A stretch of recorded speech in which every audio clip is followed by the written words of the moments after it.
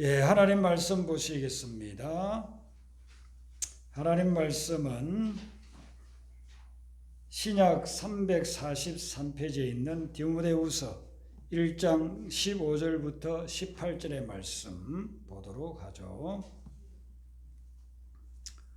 디모데후서 1장 15절부터 18절에 있는 말씀 보도록 하겠습니다. 교독하겠습니다. 15절 먼저 읽어드리죠. 아시아에 있는 모든 사람이 나를 버린 이 일을 내가 아나니 그 중에는 부겔로와 허모게네도 있느니라.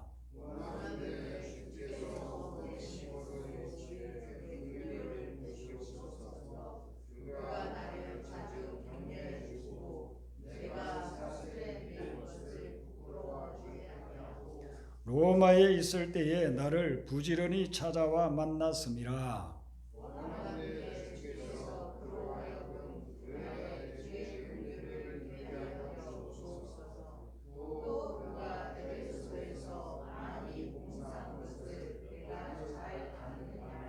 아멘. 디모데후서는 사도 바울이 디모데에게 보낸 편지인데, 이 편지를 쓸 때에 사도 바울은 너무나도 힘들고 어려운 열악한 환경 속에 있었습니다. 로마의 감옥에서 이 편지를 쓰고 있거든요. 지금도 감옥에 들어가면 너무나도 불편하고 힘들지만 2000년 전에 로마의 감옥은 상상을 초월할 정도로 고통스러운 곳입니다. 차디찬 돌바닥에서 제대로 먹지도 못하며 종종 고문을 당하고 그렇게 지내는 곳이 이 감옥이었습니다. 이 감옥에서 사도 바울은 아주 영적인 분이라 이제 하나님이 나를 부르실 때가 됐구나. 이 땅에서의 삶이 얼마 남지 않았구나 하는 것을 느꼈습니다. 그래서 디모데후서 뒷부분에 가보면 그런 뉘앙스가 풍기는 말씀이 나오죠. 지금 너무 고통스럽고 또 죽음을 앞둔 그런 상황에서 사도 바울이 이 편지를 쓰고 있으니까 얼마나 절박한 심정으로 쓰고 있겠습니까? 그런 절박한 심정으로 마지막 자기에게 남아있는 생명의 불꽃을 지금 태우고 있는 상황에서 오늘 이 사도 바울은 두 부류의 사람이 기억이 난다고 하고 있습니다. 여러분들도 만약에 마지막 순간이라고 한다면 누굴 생각하겠습니까? 아마 잊을 수 없는 그런 사람들만 기억에 남을 겁니다. 2차 세계대전 때 병사들이 죽어가면서 추운 데서 전쟁하다가 얼어서 동상에 걸려서 죽어가면서 이 써놓은 일기들이 있어요. 일기들이. 그 일기들에 보면은 마지막 죽음의 순간에 포탄이 떨어지고 총알이 빗발치고 그리고 자기는 부상당해서 얼어서 죽어가는 그 순간에 자기 머릿속에 남은 사람이 누굴까? 그게 나와요. 그 병사들의 일기를 보면 대부분의 거기에 누가 나와 있느냐 하면 어머니가 나오고 있어요. 자기 어머니를 생각하면서 어머니 나는 여기서 죽지만 어머니의 사랑, 어머니의 그 희생 너무너무 고맙습니다. 어머니를 나는 잊을 수가 없습니다. 이러면서 죽어갔어요. 사도 바울은 지금 자기의 죽음을 앞둔 상태에서 누구를 기억하느냐? 첫 번째 부류를 보면은 15절에 나옵니다. 아시아에 있는 모든 사람이 나를 버렸다 그랬습니다. 여기 아시아는 지금의 중국이나 동남아나 이런 데 아시아가 아니고 지금의 터키 지역, 소아시아라고 하죠.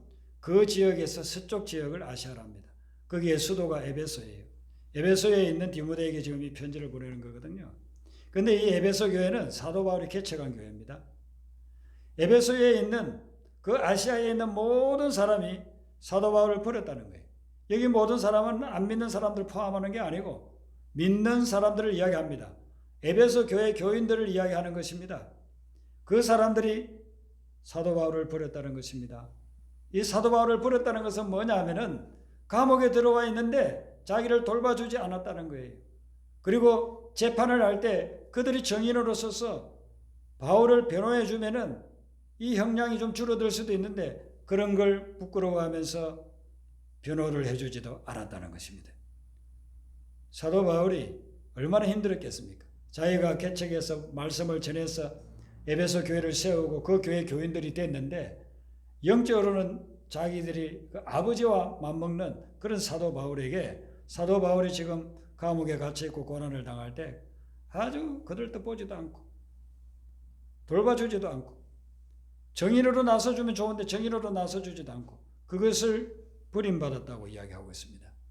사도 바울이 마음의 상처가 생긴 거예요.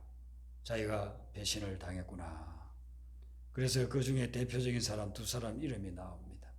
부겔로와 흐모겐이라고.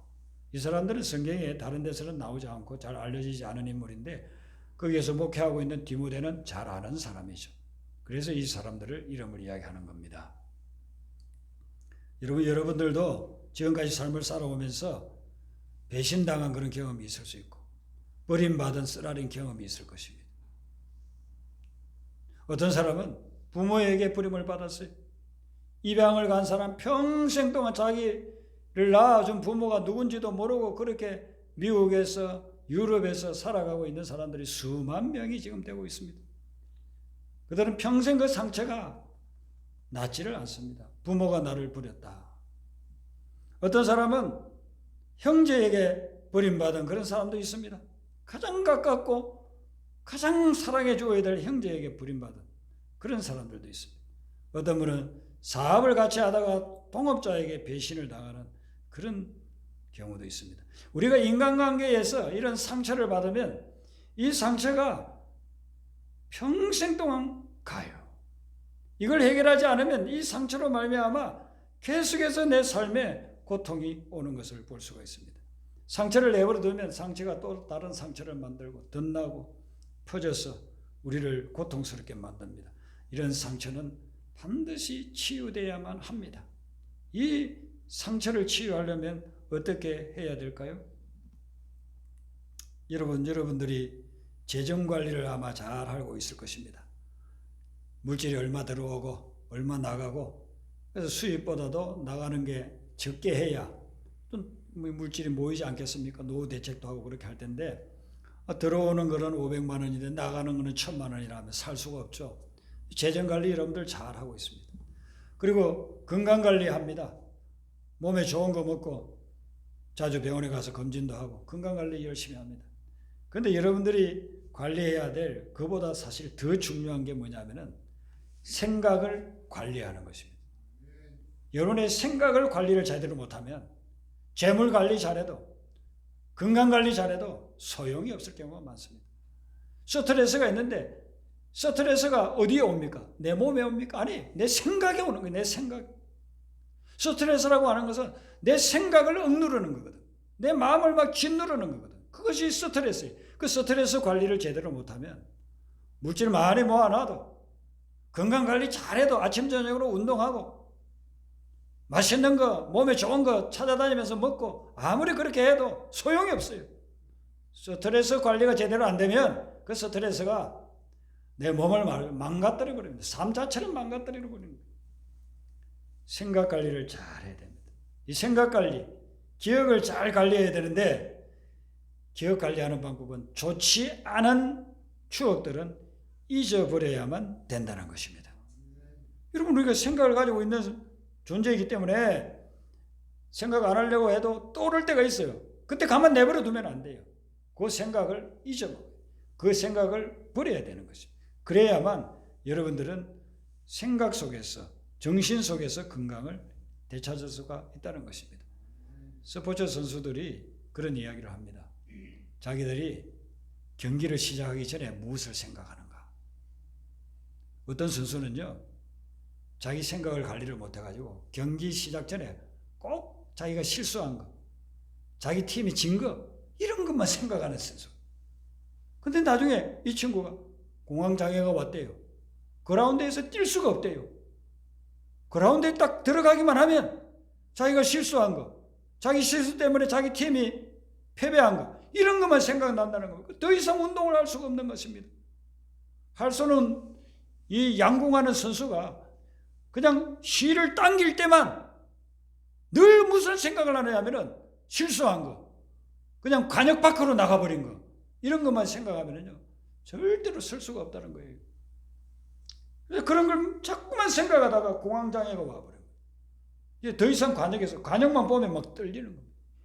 이게 떨리면은 화살이 제대로 가겠습니까?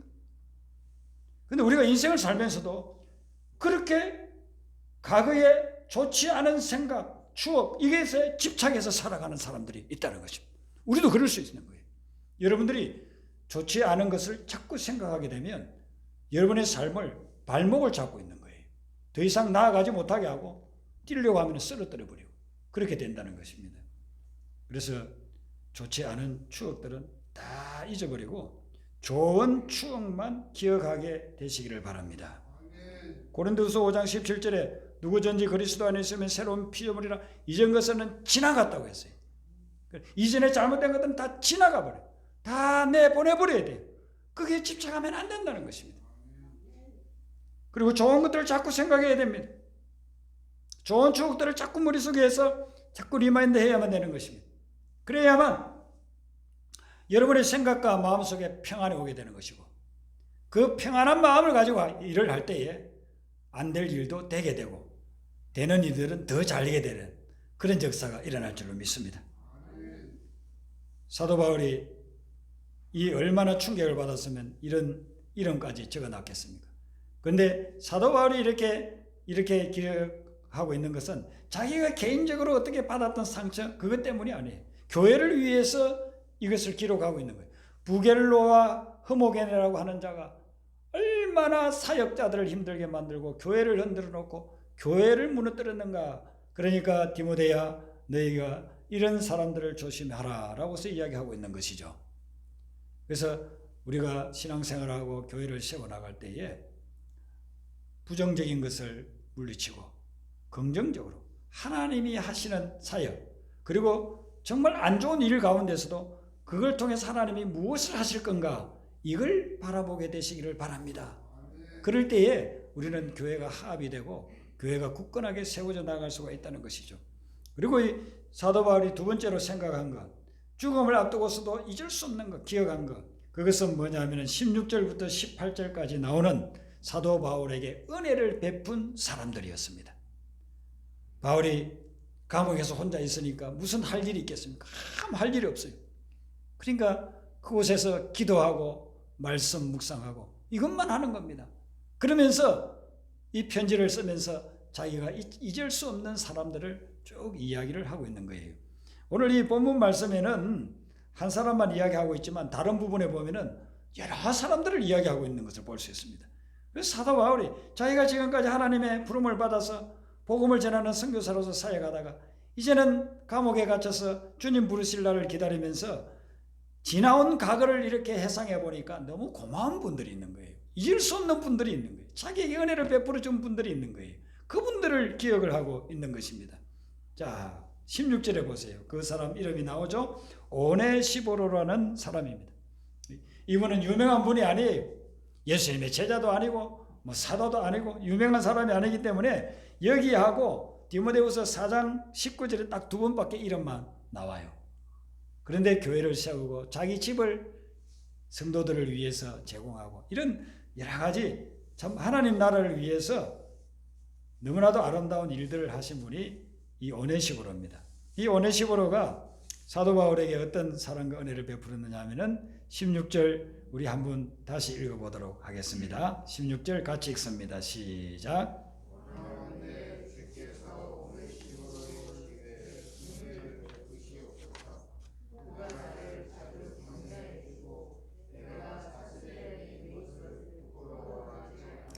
하고 아멘. 자, 오네시모로는 이 사도 바울이 감옥에 갇혀 있을 때에 자주 격려해 주었다는 겁니다. 이걸 세 번역에서는 어떻게 나오느냐면 여러 번 나에게 용기를 북돋아 주었다. 감옥에 갇혀 있으면요 그 자체가 우울합니다. 요즘으로 이야기하면은 다 우울증 걸릴 수밖에 없는 그런 분위기입니다. 그런 사도 바울을 오네시모로가 찾아가서 격려해주고 용기를 북돋아주고 위로를 주었다는 거예요. 그리고 기쁨을 주고 그 오네시모로를 바울은 잊을 수가 없는 거예요. 그리고 사람들이 대부분 그 당시에 감옥에 간다 하면은요 아주 수치스럽게 생각했어요. 가족 중에 누가 감옥에 가 있다 그러면 굉장히 수치스럽게 생각했어요. 그래서 많은 사람들이 사도 바울이 감옥에 갇혔다 한 것을 수치스럽게 생각하고 있었어요. 그런데 오네시모로는 어떻게 했느냐면은 부끄러워하지 않았다는 것입니다. 내가 사슬에 매인 것을 부끄러워 아니했다 이 말은 사슬에 매였다는 것은 감옥에 들어가 있다는 것이죠. 감옥에 들어가서 지금 사슬에 매여 있는 거예요. 근데 그거 자체를 오네시모로는 전혀 부끄러워하지 않았다. 오히려 영광스럽게 생각했다. 복음을 전하다가 저렇게 갇혔으니 얼마나 영광스러운가. 하나님이 저 화를 변하여 복이 되게 하실 것이고 저 고난을 통해서 영생의 영광을 주실 것이다. 이런 자부심을 가지고서 아주 자긍심으로 대했다는 것이죠. 그게 사도 바울은 너무 고마운 것입니다. 그리고 17절에 보면 로마에 있을 때에 나를 부지런히 찾아와 만났다. 에베소부터 로마까지는 엄청난 거리입니다. 요즘처럼 비행기 타고 갈 수 있는 그런 상황도 아니고 무슨 KTX처럼 빠른 열차가 있는 것도 아니고 거기 가려면요 육로로 가고 걸어서 또 배 타고 가고 말로 가고 얼마나 험난한 길인지 몰라요. 그 길을 에베소에서 로마까지 여러 번을 왔다 갔다 하면서 사도 바울을 위로했다는 것은 바울 사도님 절대로 절망하지 마시고 저희들이 기도 많이 하고 있습니다. 이 옥중에서도 보내주는 그 서신들 통해서 저희들은 큰 은혜를 받고 있습니다. 그렇게 위로해주면서 격려해주고 방문을 해주었다는 것입니다. 여러분 우리도 어려울 때 찾아오는 사람들이 얼마나 고맙습니까? 제가 미국에 유학생활을 할 때 하루아침에 일어나 보니까 차가 없어요. 차가 없이는 다닐 수가 없는 나라인데 차가 없으니 어떡합니까? 경찰에 신고를 했더니만은요 누가 밤에 훔쳐가가지고 중요한 부속품들은 다 빼가버리고 뼈대만 남아요. 뼈대만 남아요. 그걸 다시 가져와가지고 아는 그 메케닉 하는 분에게 좀 부탁해가지고 그 부품들 모아서 그렇게 차를 다시 이렇게 수리를 해가지고 끌고 다니고 그러다가 나중에 나오면서는 이제 그것도 팔고 오고 그랬어요. 제가 그렇게 차를 그냥 분실을 당했습니다. 도둑을 맞았는데 오고 갈 데도 없는데 유학생활 같이 하던 친구 셋이서 1시간 2시간씩 떨어져 있는 곳인데 금방 와가지고 저를 위로를 해주는데 큰 힘이 됐어요. 그 친구들은 지금 20몇 년이 지났지만 지금도 가장 자주 연락하고 있습니다. 얼마나 제가 고마운지 몰라요. 여러분들도 마찬가지일 것입니다. 어려움 당할 때, 질병으로 인해서 쓰러졌을 때, 실패했을 때, 좌절했을 때, 또 가족들을 상실했을 때 이런 때에 와서 찾아와 위로해 주는 사람을 우리가 잊을 수가 없잖아요. 평생 기억하잖아요. 근데 이 오네시모로가 바울이 그렇게 어려울 때에 찾아와서 위로해 주었다는 것이죠. 그걸 기억하게 됐다는 것입니다. 18절 하반절에 보면 그가 에베소에서 많이 봉사한 것을 이렇게 나오고 있습니다. 로마에도 찾아올 것을 뿐만 아니라 에베소에서도 봉사하고 변함없이 신실하게 도와준 것을 기억하게 되었다는 것입니다. 그러므로 여러분들이 삶을 살아갈 때에 상처받은 것, 배신받은 것 그걸 더 이상 기억하지 마시고 여러분에게 위로해주고 사랑을 베풀어주고 여러분들을 격려해준 그 사람들을 늘 기억하게 되시기를 바랍니다. 그래야만 여러분들에게 다시 또 힘이 생기는 것이죠. 저는 이렇게 목회를 하면서 성도들에게 받은 은혜가 참 많습니다. 성도들을 통해서 받은 은혜, 그 은혜가 없었다고 한다면 아마 제가 이 자리에 서 있지도 못했을 것입니다. 전도사 시절에 가가지고 사역을 하던 교회가 있었는데 거기서 사역하다가 어느 날 주일날 몸이 좀 이상해서 기침을 하니까 그게 입 속에서 좀 느낌이 이상해서 제가 화장실에 가가지고 뱉어보니까 핏덩어리가 나오는 거예요. 결핵에 걸린 겁니다. 그런데 그때 그 교회 성도님들이요 개소주라는 것을 해왔어요. 저는 그때까지는 개소주가 뭔지 몰랐어요. 뭐 개가 마시는 소주인가 했는데 그게 이제 한약재를 넣어가지고 아주 몸을 보강시켜주는 그런 한약이죠. 한약. 그렇게 해가지고 왔더라고요. 제가 세상에 성도님들이 해주는 그것을 먹었어요. 하나님의 은혜로 제가 나왔지만 그분들의 기도와 그 헌신이 미끄럼이 됐어요. 그래서 제가 깨끗이 나와서 지금까지도 한 번도 재바르지 않고 건강하게 지낼 수 있는데 건강을 제가 이야기할 때는 늘 그 성도님들이 생각나요. 저에게 개소주를 해주신 성도님들. 그분들 중에 지금은 돌아가신 분들이 한 태반이에요. 그게 거의 30몇 년 전 일이니까. 얼마나 감사하고 고마운지 몰라요. 제가 기도해 보니까 하나님께서 그 교회에서 전도사 사역을 하고 있는데 이제 너는 좀 유학을 가라. 그렇게 감동을 주셔가지고 유학을 결정하고 공부를 이제 준비를 하고 있는데 유학을 간다 해가지고 누가 후원해 줄 사람이 없어요. 가족들이 이렇게 후원해 주고 할 만한 분들이 없어요. 성도님들이 제가 유학 가 있는 동안 3년 동안 생활비 그리고 학비를 갖다가 후원을 해 주었습니다. 얼마나 감사한지 모릅니다. 그분들하고는 지금도 종종 전화로 제가 감사의 인사를 전하고 있습니다.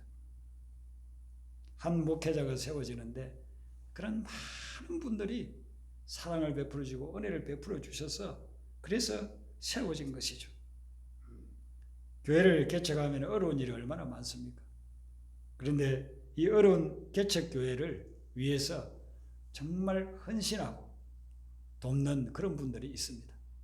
지금 우리 오아시스 교회 지금 7주년이 되는데 우리 성도님들이 참 교회를 위해서 헌신합니다.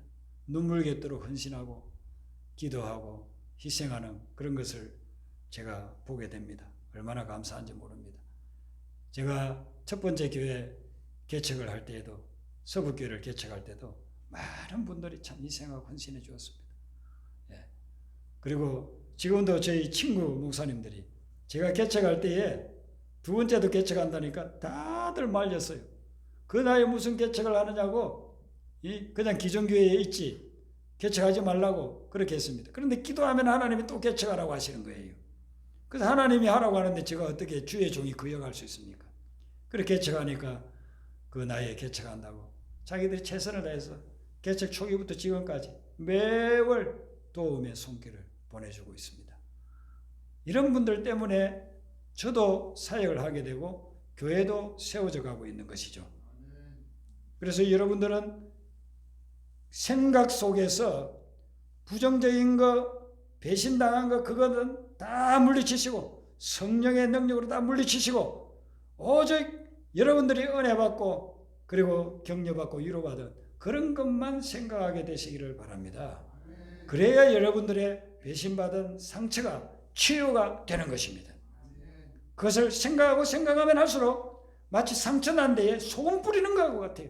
상처 난 데에 소금을 뿌려보세요. 얼마나 따갑습니까? 얼마나 고통스럽습니까? 그런데 오늘은 많은 사람들이 자기가 받았던 과거의 상처를 또 생각하고 또 생각하면서 전혀 자기는 원치 않으면서도 실제로는 자기를 더 상처를 주고 있는 그런 삶을 살아가고 있다는 것입니다. 상처를 치유받으려면 한 가지 더 우리가 기억해야 될 것은 나에게 상처 준 사람을 용서해 주는 것입니다. 여러분들이 상처받은 것, 인간관계에서 상처받은 것은 용서할 때에 치유함을 받을 수가 있습니다. 용서하지 않고서 계속 미워하면은요, 여러분들이 그 사람 미워하는 것 때문에 여러분이 정신적으로 엄청난 스트레스를 받고 그리고 여러분의 삶에 제대로 되는 것이 없어요. 자꾸만 상황이 더 어려워지고 힘들어지는 그런 상황으로 가는 것입니다. 용서해 주어야 거기에서 여러분들은 벗어나게 되는 것입니다. 바닷가에 가면은 배들이 많이 정박해 있잖아요. 저는 어릴 때 바닷가에서 살았으니까 늘 배들을 봤습니다. 큰 배들 있습니다. 그때 대구리라고 하는 그런 배들이 있습니다. 그 배들이 몇백 톤씩 되는 그런 배들, 그 배들이 나가려고 할 때에 반드시 먼저 해야 되는 것이 뭐냐면은 동아줄로 묶어놓은 그걸 풀어야 돼요.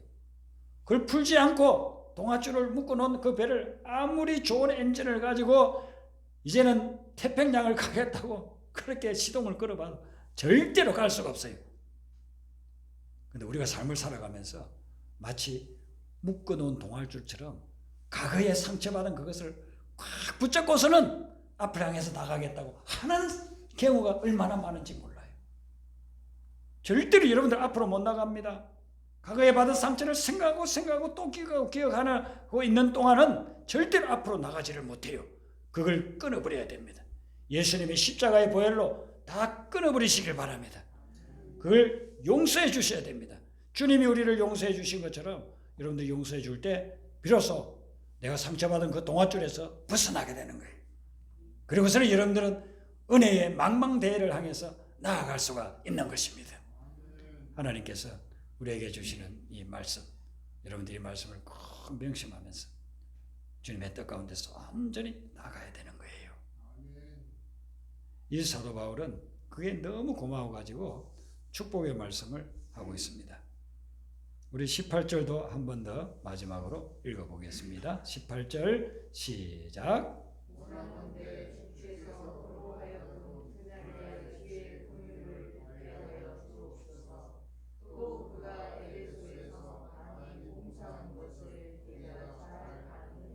아멘. 사도 바울이 오네시보로를 축복합니다. 두 가지 축복을 하는데요. 그날의 주의 긍휼을 있게 하여 주소서. 그렇게 이야기하고 있죠. 또 한 가지는 그 가정을 향해서 또 이야기를 하고 있는 것입니다. 그의 집에 대해서도 그렇게 축복을 하고 있는 것입니다. 이게 사도 바울이 오네시보로가 한 것이 너무나도 감사해가지고 16절에서는 오네시보로의 집에 긍휼을 베푸소서, 18절에서는 그날의 주의 긍휼을 있게 하여 주소서라고서 축복하고 있는 것입니다. 그래서 이 오네시보로라는 사람은 어떤 사람인지 모르지만은 사도 바울 때문에 성경에 이름이 올라와 있는 사람이에요. 사도 바울이 정말 어렵고 힘들 때에 위로해주고 격려해주고 기쁨을 주었던 그런 인물이기 때문에 찾아와주고, 이런 사람 때문에 사도 바울이 큰 위로를 받고 다시 힘을 얻어가서 마지막 주님이 부르시는 날까지 복음 전하면서 살 수가 있었던 것이죠. 저는 이 사람들을 좀 도우려고 하는 그런 생각들을 많이 가지고 있습니다. 그런데 제가 누구를 돕는다고 한다면 그것은 제가 스스로 많은 것을 쌓아놔서 돕는 것이 아니고 여태까지 받은 은혜가 너무나도 많기 때문에 그것을 대갚아 드린다는 그런 심정으로 도우려고 합니다. 제가 여태까지 예수님 믿고 난 후에 하나님으로부터 받은 은혜도 많고 성도들로부터 받은 은혜도 많고 친구들로부터 받은 은혜도 많고 너무나도 그 은혜가 많으니까, 그래서 좀 어려운 사람들은 어떻게든 도와드리려고 그렇게 하고 있는 것이죠. 그게 은혜를 갚는 길이잖아요. 여러분의 삶 가운데서도 오늘 사도 바울처럼 과거의 나쁜 기억들은 다 잊어버리고 이제는 하나님이 주신 은혜만을 기억하시고 또 그 은혜를 베풀면서 사는 삶 되시기를 주님의 이름으로 축원합니다. 우리 아까 불렀던 찬양 부르겠습니다.